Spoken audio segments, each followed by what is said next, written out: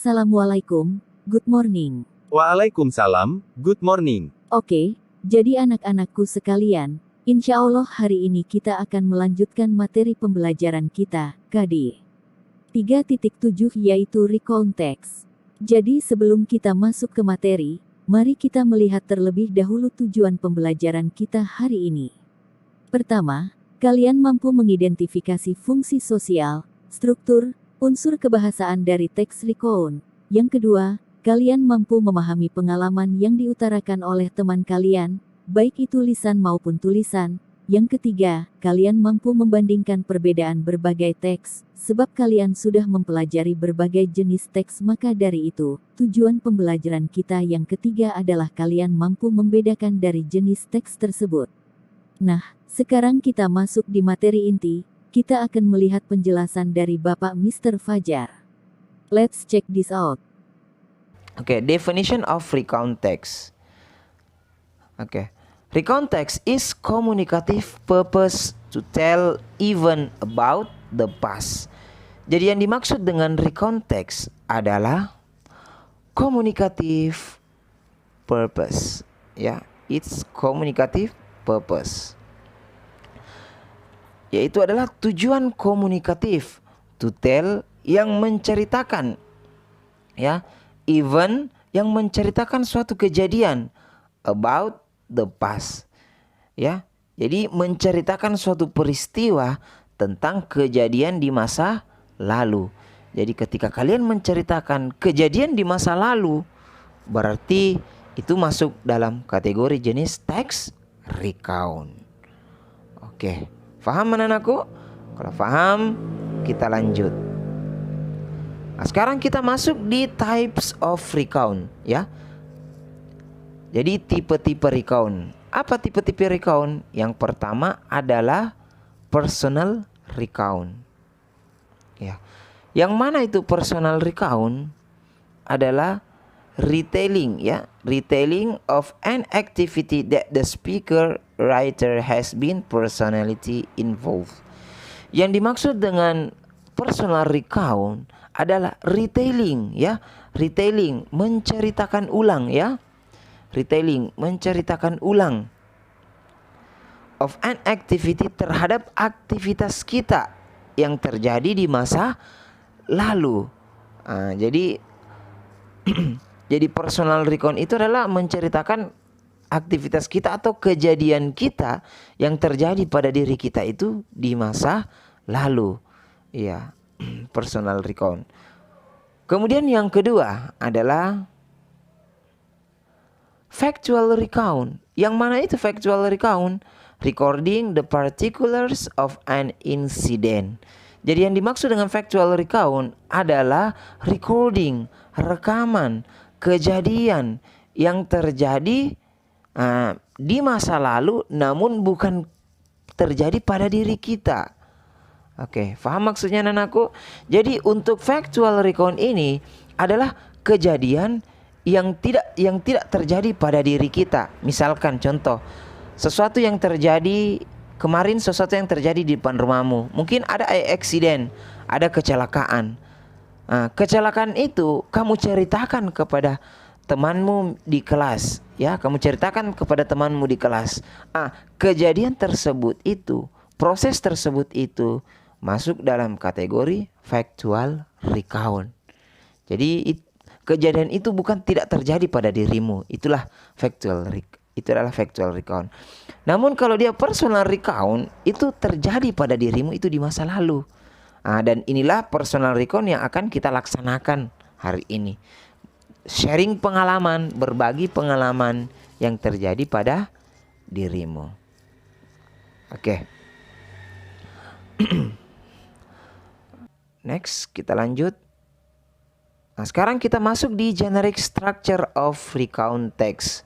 Ya, struktur daripada recount text. Yang pertama adalah orientasi. Saya pikir ini tentang struktur tidak jadi masalah ini, karena setiap jenis teks, mau itu dia naratif teks, itu pasti berkaitan tentang itu pasti hadir tentang generic structure. Yang pertama itu pasti orientasi, yang dimana itu orientasi adalah introduce the participant, yang memperkenalkan awal-awal. Misalkan kalau kalian menceritakan suatu kejadian tentang factual recount misalkan, introduce participant itu kalian perkenalkan yang jatuh itu misalkan anak sekolahan misalkan. Ini contoh ya, 2 orang. Nah itu dia introduce-nya. Kemudian setelah introduce adalah ada event. Yang mana event? Tell series of event orderly. Jadi event itu adalah isi daripada kejadian tersebut. Contohnya lagi, setelah tadi orientasi kamu perkenalkan yang jatuh kemarin di depan rumah saya itu adalah anak SMP misalkan. Eventnya itu dia kejadiannya apa? Oh, dia jatuh karena tabrakan. Dia ugal-ugalan naik motor. Sehingga tabrakan dengan mobil truk misalkan. Jadi itu eventnya. Jadi seriesnya, isi daripada recount itu, isi daripada ceritamu tersebut. Kemudian selanjutnya reorientation. Yang mana reorientation itu adalah closing of the story, endingnya. Tadi orientasi adalah anak SMP-nya ya. Orientasi tadi itu adalah anak SMP-nya yang jatuh. Kemudian eventnya apa? Dia tabrakan misalkan. Reorientationnya itu adalah closingnya. Yang mana itu closingnya? Dia tabrakan. Endingnya itu dia misalkan berdarah ataukah patah kakinya. Jadi seperti itu. Jadi tidak ada masalah tentang generic structure ini. Saya pikir dari dalam setiap jenis teks, generic structure itu ada ini tentang orientation, event, reorientation. Dia selalu hadir meramaikan dalam generic structure. Kenapa? Karena ini merupakan step dalam sebuah jenis teks. Saya pikir demikian. Oke, paham anak-anakku? Kalau paham, kita lanjut ya. Oke, sekarang kita masuk di language features ya. Bahasa yang digunakan atau ciri kebahasan atau bahasa yang digunakan. Yang pertama adalah using past tense. Ya pasti orang kalau ingin meretelling, menceritakan ulang, itu pasti kita berbicara tentang past ya, berbicara tentang masa lampau. Karena ketika berbicara tentang recount text ya, berbicara tentang recount text, it's mean talk about the past, pasti berbicara tentang masa lalu. Yang dimana kalimat-kalimat yang kadang digunakan, language features-nya, bahasa yang digunakan biasanya when, visit, at, pokoknya dalam bentuk lampau. Oke. Selanjutnya adalah using order of sequence. Yang mana itu? Order of sequence seperti firstly, secondly, next, then. Jadi seperti itu. Itu merupakan sequence daripada step-step ya, step-step pada saat kita ingin menceritakan kejadian yang di masa lalu. Ya contohnya tadi itu menceritakan kejadian terjadi yang kemarin, kecelakaannya anak SMP. Yang pertama-tama mungkin dia angkat ban 1, setelah itu balap-balap, geber-geber, kemudian tabrakan. Kemudian yang kedua dia terjatuh, kemudian yang terakhir kakinya patah. Jadi seperti itu. Using order of sequence. Oke, paham di sini anakku?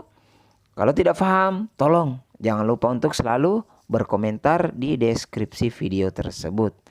Ya. Oke, next. Sekarang kita masuk di example, contoh ya. Kita lihat contohnya. Ya. Manchester United is my favorite team in Premier League. Manchester United adalah favorit saya di Premier League. Nah, ini.